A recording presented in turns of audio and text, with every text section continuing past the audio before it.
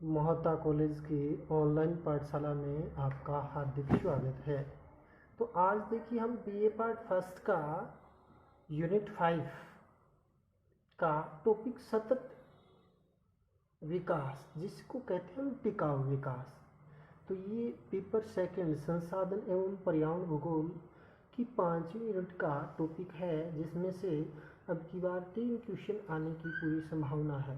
तो उसके अंदर टिकाऊ विकास है क्या, इसके बारे में, टिकाऊ विकास का क्या कॉन्सेप्ट है और टिकाऊ विकास से संबंधित कुछ महत्वपूर्ण प्रश्नों पर अपने डिस्कस करेंगे। तो सतत विकास, जिसको अपने कहते हैं धारणीय विकास, यानी विनाश रहित विकास, संपोषणीय विकास, टिकाऊ विकास के रूप में भी इसको परिभाषित किया जाता है। तो सतत विकास क्या है कि सतत विकास से आशय उस विकास से है जो भविष्य में आने वाली पीढ़ियों के हितों में कोई समझौता किए बिना वर्तमान पीढ़ी की सभी आवश्यकताओं की पूरी करता है। वो क्या है? सतत विकास, यानी ऐसा विकास जो भविष्य में आने वाली पीढ़ियों के हितों से कोई समझौता किए बिना वर्तमान पीढ़ी की सभी आवश्यकताओं की पूर्ति करने वाला जो विकास है वो सतत विकास है। तो सतत विकास को कई उपनामों से नाम से जाना जाता है। तो कई बार उपनाम से भी प्रश्न पूछ लिया जाता है कि सतत विकास को किस किस नामों से जाना जाता है। तो सतत विकास लंबे समय तक चलने वाला विकास होता है, इसलिए इसको कहते हैं टिकाऊ विकास। ये धारण करने योग्य है, लंबे समय तक धारण करने योग्य है, इसलिए धारणीय विकास। इसके अलावा संपोषणीय विकास, इसमें यानी चयनात्मक वस्तुओं का उपयोग करते हुए नवीकरणीय संसाधनों का विकास किया जाता है, संपोषणता मिलती है और जीवाश्म ईंधन के संसाधनों का उपयोग कम किया जाता है। तीसरा, विनाश रहित विकास, इसमें यानी पोषणीयता पर विशेष गौर किया जाता है कि जितने प्रकृति से हम संसाधनों का उपयोग करें, कम से कम उनको नवीकरणीय माध्यम से उन्हें उपलब्ध करवाएं। तो सतत विकास की अवधारणा कब आई, इससे एक प्रश्न पूछा भी गया है और अब की बार आने की संभावना है। तो सतत विकास की अवधारणा किसने दी और कब दी? तो 1987 के अंदर विश्व के प्रमुख पर्यावरणविद ब्रैटलैंड ने सतत विकास की अवधारणा दी और उन्होंने सतत विकास के बारे में अपनी डेफिनेशन भी दी है, जिसके बारे में पूछा जा सकता है कि टिकाऊ विकास वह विकास है जिसमें वर्तमान पीढ़ी अपनी आवश्यकताओं की पूर्ति आने वाली पीढ़ी की आवश्यकताओं के बिना हानि पहुंचाए करती है। तो सतत विकास के बारे में 1987 में एक रिपोर्ट आई थी, world commission on environment development, जिसको ब्रैटलैंड आयोग के रूप में जाना जाता है क्योंकि इसके अध्यक्ष ये पर्यावरणविद ब्रैटलैंड थे। तो 1987 में एक ब्रैटलैंड रिपोर्ट आई और उस रिपोर्ट के अंदर हमारा साझा भविष्य नामक एक रिपोर्ट थी, जिसमें टिकाऊ विकास की एक लोकप्रिय सर्वमान्य परिभाषा भी यानी इस ब्रैटलैंड रिपोर्ट में आई थी, जिसके बारे में अपने डिस्कस करेंगे भी क्या है परिभाषा की। सतत पोषणीय विकास एक ऐसा विकास है जो वर्तमान की आवश्यकताओं को पूर्ण करते हुए किसी प्रकार भी आने वाली पीढ़ियों की आवश्यकताओं को पूर्ण करने की क्षमता किसी भी प्रकार से सीमित नहीं करता है। वो क्या है? वो सतत पोषणीय विकास है। इस तरह टिकाऊ विकास वास्तव में जो साधन संपन्न धनिक वर्ग होता है की तुलना में साधनहीन लोगों तथा वर्तमान पीढ़ी से अधिक भावी पीढ़ी को अधिक महत्व दिया जाता है। तो इस प्रकार यानी इससे 4-5 क्वेश्चन बनते हैं। सर्वप्रथम तो सतत विकास है क्या, किस नामों से जाना जाता है, सतत विकास का कॉन्सेप्ट किसने 1987 में ब्रैटलैंड ने दिया। ब्रैटलैंड रिपोर्ट है, उसका मुख्य विषय क्या था, यानी किस रिपोर्ट का नाम क्या था? तो हमारा साझा भविष्य। ब्रैटलैंड आयोग के अनुसार इस डेफिनेशन की परिभाषा के बारे में भी पूछा जाता है।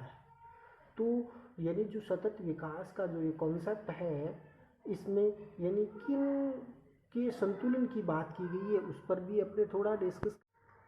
तो सतत विकास के अंदर समावेशिता, लक्ष्यों और साधनों में परस्पर संबंध, साधनों की वितरण और अवसरों की समानता, विवेकशीलता, पर्यावरण की गुणवत्ता, उनकी सुरक्षा और आवश्यकताओं और संसाधनों के संतुलन पर ध्यान रखा जाता है। यानी सतत विकास के अंदर हम समावेशिता के साथ है कि मानव, जीव जंतु और पर्यावरण का संतुलित विकास हो, समावेशी विकास हो। फिर लक्ष्यों और साधनों में परस्पर, यानी जो मानव का विकास के लक्ष्य और साधनों में परस्पर संबंध होना चाहिए, एक पक्षी विकास नहीं होना चाहिए। यानी संसाधनों का विनाश भी नहीं और विकास भी हो। संसाधनों के वितरण पर भी ध्यान रखा जाता है कि कहीं अधिक संसाधनों का उपयोग न करें। अवसरों की समानता भी, सभी को समान अवसर मिले, इसको भी। विवेकशीलता, यानी संसाधनों का उपयोग करते इसमें विवेकशीलता का प्रयोग किया जाना चाहिए। पर्यावरण की गुणवत्ता को भी ध्यान में रखा जाना चाहिए, उनकी सुरक्षा का भी ध्यान में रखा। आवश्यकताओं तथा संसाधनों में संतुलन को बनाए रखा जाना चाहिए। सतत पोषणीय विकास, तो इससे संबंधित प्रश्न भी पूछा जा सकता है। अब बात आती है कि सतत पोषणीय विकास से संबंधित विश्व स्तर पर यानी कौन कौन से सम्मेलनों का आयोजन किया गया है, इससे संबंधित करंट के अंदर प्रश्न पूछे जा सकते हैं।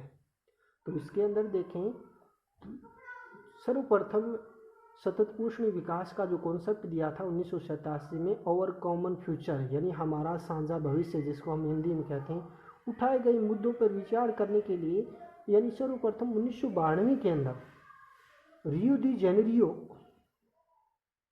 ब्राज़ील का एक शहर है, वहाँ पर विश्व पृथ्वी शिखर सम्मेलन आयोजित किया गया था। तो वहाँ यानी और कॉमन फ्यूचर पर सतत पोषणीय विकास के कॉन्सेप्ट पर आधारित, यानी इसके अंदर विश्व पृथ्वी सम्मेलन का आयोजन किया गया। उसके बाद यानी 2002 के अंदर, यानी द्वितीय पृथ्वी शिखर सम्मेलन कह सकते हैं कि 92 के 10 साल बाद में जोहान्सबर्ग, दक्षिण अफ्रीका के अंदर, यानी टिकाऊ विकास पर विश्व शिखर सम्मेलन का आयोजन किया गया, और जिसमें विशेष रूप से क्या है, 5-6 मुद्दों पर विशेष चर्चा की गई कि जल, यानी जल को संरक्षण कैसे किया जाए, ऊर्जा यानी गैर परंपरागत ऊर्जा पर विशेष जोर दिया गया, मानव स्वास्थ्य को किस प्रकार से उन्नत किया जा सकता है, कृषि का, फिर जैव विविधता, इन 5 बिंदुओं पर विशेष गौर किया गया, ताकि सतत पोषणीय विकास के माध्यम से इनमें सुधार किया जा सके। तो उसके लिए यानी सतत विकास शिखर सम्मेलन यानी एक पेरिस के अंदर भी आयोजित किया गया, जिसके अंदर 25 से 27 सितंबर 2015 में आयोजित किया गया, जिसके अंदर यानी 2016 से लेकर 2030 तक सतत पोषणीय विकास के लिए वैश्विक स्तर पर 17 लक्ष्य निर्धारित किए गए, जिसमें प्रमुख लक्ष्यों पर अपन डिस्कस करेंगे कि एक तो प्रथम लक्ष्य रखा है शून्य गरीबी, विश्व में कोई भी लोग गरीब नहीं हो तो ऐसी कार्य योजना अपनाई जाए। शून्य भूखमरी, यानी सभी भूखे न रहें, ऐसा कॉन्सेप्ट लाया जाए। उत्तम स्वास्थ्य एवं खुशहाली, लोगों को उत्तम स्वास्थ्य एवं खुशहाली पर जोर दिया गया। गुणवत्तापूर्ण शिक्षा पर जोर दिया जाए। लैंगिक समानता, स्वच्छ जल व स्वच्छता, सस्ती प्रदूषण मुक्त ऊर्जा की बात की गई। उद्योगों में नवाचार व बुनियादी अपनाई जाए ताकि पर्यावरण प्रदूषण न हो। आर्थिक असमानता को कम किया जाए। जलवायु परिवर्तन में सुधार की जाए। पानी की पहुंच सभी के पास हो। भूमि पर जीवन और शांति व न्याय की जो लक्ष्य निर्धारित किए गए उसको कैसे प्राप्त किया जाए, ऐसा कॉन्सेप्ट इसके अंदर अपनाया गया। अब अपने देखें कि सतत पोषणीय विकास का जो कॉन्सेप्ट है, इसके अंदर यानी ऐसी क्या कार्य योजनाएं, रणनीति अपनाई जाए जिससे कि हम इस पर यानी सतत पोषणीय विकास की ओर हम बढ़ सकें। तो इसके लिए 5-7 मूलभूत सिद्धांत हैं, उन सिद्धांतों पर भी हम डिस्कस करेंगे। तो टिकाऊ विकास से संबंधित मूलभूत सिद्धांतों की बात करते हैं तो प्रथम आता है इको फ्रेंडली तकनीक का प्रयोग, यानी इन्वायरमेंट के अकॉर्डिंग यानी ऐसे उत्पादों का उपयोग किया जाए जो पर्यावरण के अंदर समायोजित हो सके। जैसे हम वनस्पति के उत्पादों का उपयोग अधिक कर सकते हैं, गलने योग्य जो पदार्थ प्लास्टिक का कम से कम उपयोग करके, यानी इको फ्रेंडली तकनीक का प्रयोग करके सतत पोषण विकास को प्रोत्साहन दे सकते हैं। दूसरा आता है 3E, यानी एनवायरमेंट प्रोटेक्शन, यानी पर्यावरण को सुरक्षा देना। यानी पर्यावरण को विनाश पहुंचाने वाले विभिन्न प्रकार के कारक हैं, उन कारकों को कम किया जाए। विभिन्न प्रकार के औद्योगिक इंडस्ट्रियल कारखानों के सुरक्षात्मक मापदंडों को अपनाया जाए। वन संरक्षण की जो पॉलिसियाँ हैं उनको अपनाया जाए। इकोलॉजी बैलेंस, यानी पारिस्थितिकी संतुलन बनाने के लिए, यानी एक निश्चित भूभाग पर वन होने चाहिए। उद्योगों का एक निश्चित कार्य योजना के तहत इम्प्लीमेंट किया जाना चाहिए। इकोनॉमिक इफेक्टिवनेस के तहत भी क्या है, ऐसी कार्य योजनाएं अपनाई जाए, कम से कम पर्यावरण का यानी नुकसान हो। तीसरा जो सतत पोषण विकास से संबंधित सुधारात्मक कार्य है जन भागीदारी, यानी सतत विकास या धारणीय विकास को इम्प्लीमेंट करने के लिए लोगों को सतत विकास का कॉन्सेप्ट समझाकर जन भागीदारी को प्रोत्साहन भी दिया जाना चाहिए। इसके अलावा प्रभावी जवाबदेही तंत्र, यानी सतत विकास के अंदर जो अवरोधक तत्व हैं उसके अंदर जो नियम कानून अधिनियम हैं उनको लागू करने के लिए प्रभावी जवाबदेही निर्धारित की जानी चाहिए। जैसे वन संरक्षण अधिनियम 1980 है को उसको सही तरीके से इम्प्लीमेंट हो। जो वन पॉलिसी 2022 के अंदर बनी है उसको भी सही तरीके से क्या है इम्प्लीमेंट की जाए। सतत विकास शिखर सम्मेलन जो पेरिस हुआ जिसमें 17 लक्ष्य रखे गए, तो उन लक्ष्यों को प्राप्त करने के लिए भी कार्य योजना बने। इसके अलावा है पारिस्थितिकी साक्षरता, यानी पारिस्थितिकी तंत्र, वन, मृदा, जल, वायु जैसे जो कारक हैं उसके नकारात्मक प्रभाव सकारात्मक प्रभाव के बारे में लोगों में साक्षर किया जाए ताकि वन संपदा को सुरक्षित किया जा सके और टिकाऊ विकास की ओर बढ़ा जा सके। इसके लिए टिकाऊ विकास पर जनमत निर्माण के सभी पक्षों का सहयोग, यानी टिकाऊ विकास के अंदर आम जन की सहभागिता निभाई जाए, उसके अकॉर्डिंग ऐसे नियम कानून अधिनियम बनाए जाए। जैसे जीवाश्म ईंधन पर 50 रुपये का भारत सरकार ने टैक्स लगाया है जिससे नवीकरणीय ऊर्जा सोर्सों के इन्वेस्टमेंट किया जाएगा, उसकी रिसर्च शोध पर कार्य किया जाएगा। तो ऐसी यानी सतत विकास की जनमत को साथ में लेकर ऐसी कार्य योजनाएं अपनाई जाए। इसके अलावा वैश्विक संस्थाओं संधि प्रोटोकॉलों को मान्यता तथा पूर्ण अनुपालन, यानी वैश्विक स्तर पर जो विभिन्न प्रकार के प्रयास हुए हैं, चाहे विश्व पृथ्वी शिखर सम्मेलन 1992 हो, चाहे जोहान्सबर्ग सम्मेलन हो या पेरिस शिखर सम्मेलन के अंदर जो विभिन्न प्रकार की यानी ग्रीन हरित गैसों की कटौती हो या जीवाश्म ईंधन के दहन के स्थान पर नवीकरणीय ऊर्जा के सोर्स, उनको सही तरीके से इम्प्लीमेंट किया जाना चाहिए, यानी उन प्रोटोकॉलों उन संधियों को लागू किया जाना चाहिए। भारत स्तर पर भी वन संरक्षण से संबंधित विभिन्न प्रकार की योजनाएं हैं या पर्यावरण संरक्षण से संबंधित नियम कानूनों को लागू किया जाए।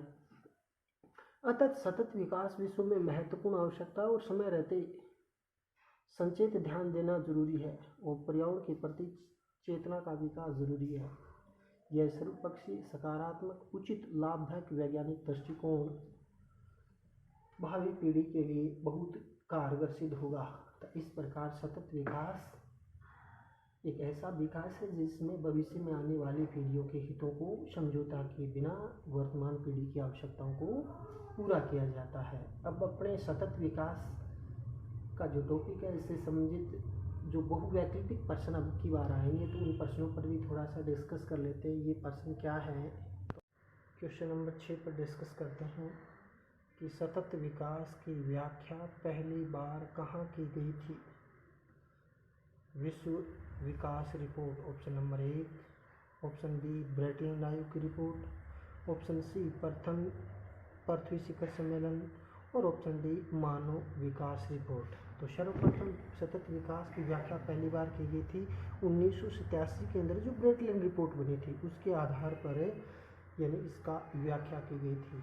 क्वेश्चन नंबर 7 को डिस्कस करते हैं। सतत विकास से क्या अभिप्राय है? संसाधनों का अत्यधिक दोहन होना। ऑप्शन बी, संसाधनों का बहुत कम दोहन होना। ऑप्शन सी, भविष्य की ज़रूरतों को ध्यान में रखकर दोहन करना। और ऑप्शन डी, संसाधनों का बिल्कुल दोहन नहीं होना। तो इसका उत्तर आ जाएगा सी, भविष्य की ज़रूरतों को ध्यान में रखकर दोहन करना। क्वेश्चन नंबर 8 पर अपने डिस्कस करते हैं कि सतत विकास शब्द की उत्पत्ति किस एक पत्र में हुई है। यानी सतत विकास का जो रिपोर्ट थी उस पत्र का नाम क्या था? सबका विकास, हमारा साझा भविष्य, सतत विकास एवं भविष्य। तो हमारा साझा भविष्य रिपोर्ट के आधार यानी बना था। तो ऑप्शन बी इसका उत्तर सही आ जाएगा। क्वेश्चन नंबर 9 आ जाता है कि सतत विकास में मुख्य रूप से शामिल किया गया आर्थिक विकास और पर्यावरणीय संरक्षण को, आर्थिक विकास और सामाजिक विकास को, आर्थिक विकास एवं पर्यावरण संरक्षण व सामाजिक समानता को। तो ऑप्शन सी आ जाएगा, आर्थिक विकास, पर्यावरण संरक्षण और सामाजिक समानता को। इसके बाद क्वेश्चन नंबर 10 पर डिस्कस कर लेते हैं कि सतत विकास लक्ष्यों यानी विश्व पेरिस सम्मेलन 2015 की संख्या कितनी थी? यानी कितना लक्ष्य निर्धारित किए गए थे? नंबर 1 17, 19, 27, 29। तो यानी 16 से 2030 तक 17 लक्ष्य निर्धारित किए थे पेरिस शिखर सम्मेलन के अंदर, उसका डिस्कस हो रहा है। क्वेश्चन नंबर 11 क्या है? 11 के अंदर कथन और कारण दिए गए, उसके आधार पर उत्तर का चयन करना है। तो कथन ए कथन और कारण दिया गया, इसके आधार पर उत्तर का चयन कीजिए।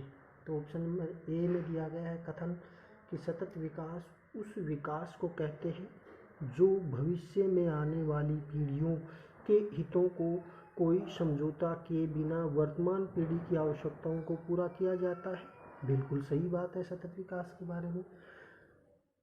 कारण दिया गया कि सतत विकास की अवधारणा 1987 में पर्यावरणविद ब्रेटलैंड ने दी थी, ये भी सही है। तो ऑप्शन इसके अंदर देखते हैं, कथन सही कारण गलत, ये बिल्कुल गलत हो गया। कथन गलत कारण सही, इसमें ये गलत हो गया। सी, कथन और कारण दोनों सही है, यानी सतत पोषणीय विकास के बारे में दोनों जो कॉन्सेप्ट हैं वो सही है। क्वेश्चन नंबर अंतिम की तरफ बढ़ते हैं। कथन और कारण के संबंध बताते उत्तर का चयन कीजिए। 2002 में जोहान्सबर्ग में टिकाऊ विकास पर विस्तार से चर्चा की गई, बिल्कुल सही बात है। इस सम्मेलन में जल, ऊर्जा, स्वास्थ्य, कृषि और जैव विविधता मुख्य बिंदु थे, सही बात है। इसमें ऑप्शन देखते हैं, कथन सही कारण गलत है, बिल्कुल गलत है। ऑप्शन बी कथन का गलत कारण सही है, ये भी ऑप्शन बी भी गलत है। कथन और कारण दोनों सही है और सही व्याख्या करता है, तो ऑप्शन सी इसका सही हो जाएगा। तो इसी के साथ नेक्स्ट क्लास में फिर अपने नए टॉपिक के साथ पढ़ेंगे। इसके साथ जय हिंद, जय भारत।